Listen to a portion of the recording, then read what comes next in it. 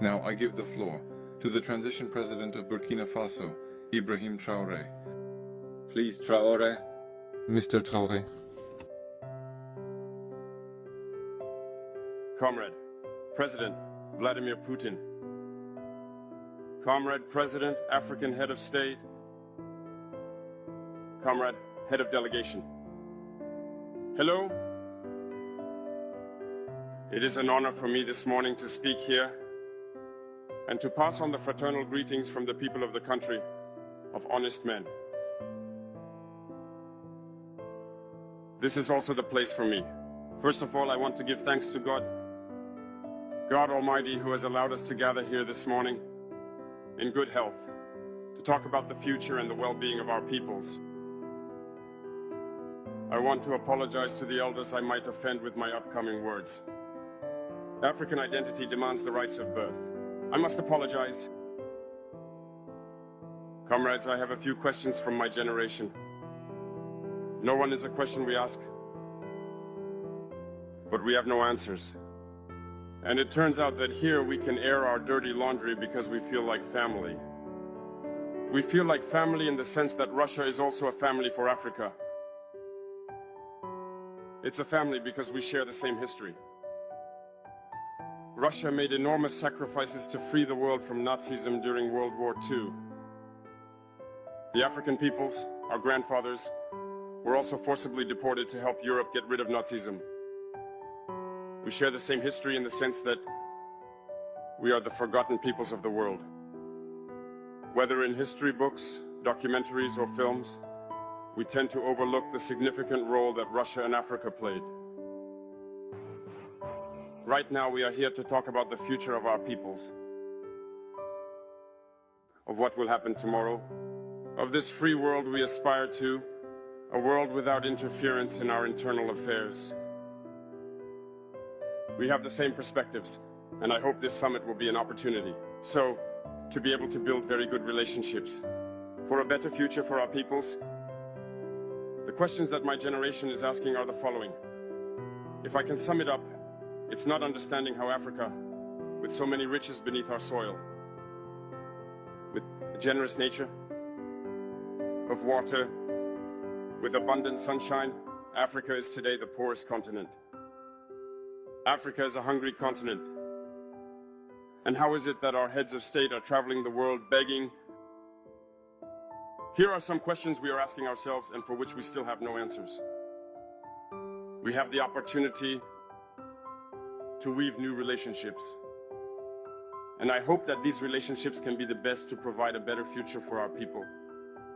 My generation also asked me to say that because of this poverty, they are forced to cross the ocean to try to reach Europe. They are dying in the ocean. But soon, they won't go across because they will come in front of our palaces to seek their daily bread. As for Burkina Faso, today we have been facing for more than 8 years, in the form of protest, the most barbaric, the most violent form of neocolonialism, of imperialism. Slavery still seeks to impose itself on us.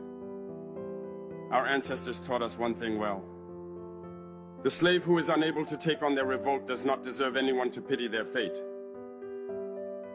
We do not seek pity for our fate. We do not ask anyone to pity our fate. The Burkinabe people have decided to fight against the hypocrisy that hinders their development. In this struggle, brave peoples, brave populations have committed themselves to take up arms against terrorism, what we have indeed called the VDP, the volunteers. We are surprised to see the imperialists label these VDP as militias and all sorts of things. It's disappointing, because in Europe, when people take up arms to defend their homeland, they are called patriots. Our grandfathers were deported to save Europe. It was not with their consent, against their will. Well, upon their return, we remember well that in TRAORE, when they wanted to claim their basic rights, they were massacred. It doesn't matter then. When we, the people, decide to defend ourselves, we are labeled as militias. But that's not the problem. What the problem is seeing African heads of state who bring nothing to these fighting peoples, but who sings the same tune as the imperialists, by calling us militias, by treating us as such, of men who do not respect human rights. What human rights are we talking about? We are outraged by this and it's shameful. We, as African heads of state, need to stop behaving like puppets that dance every time the imperialists pull the strings. Yesterday, President Vladimir Putin announced the shipment of grains to Africa. We are very happy. We thank him for that. But also it's a message sent to our African heads of state. Because at the next forum, we won't have to come here without having ensured, for those who are not familiar with the war, the food self-sufficiency of our peoples, we need to learn from the experiences of those who have already achieved this in Africa, to build good relationships here, and to forge better ties with the Russian Federation in order to meet the needs of our populations. I won't take too long, the time is limited and very short. We are forced to stop at some point, but I would like to conclude by saying that we must pay tribute to our peoples who are fighting.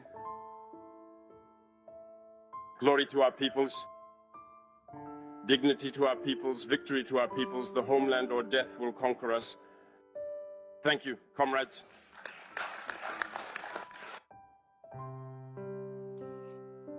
I would like to express my heartfelt gratitude to you, Jean-Pierre, for your invaluable support and assistance. Your help has been truly appreciated, and I am sincerely thankful for everything you have done. I would like to draw your attention to the issue of Russia regarding Nazism.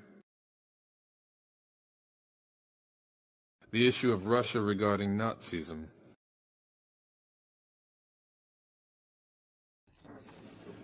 In the interests of the whole world to free people of Nazism, the struggle against apartheid and colonialism is not fought solely in the interests of Africa. This struggle leads to results that improve situations all around the world. It's the whole world that benefits from it. In this sense, I agree with Mr. TRAORE. It reminds us of what happened during the Soviet era. The struggle that the Soviet Union and Russia brought is part of the struggle of all peoples for freedom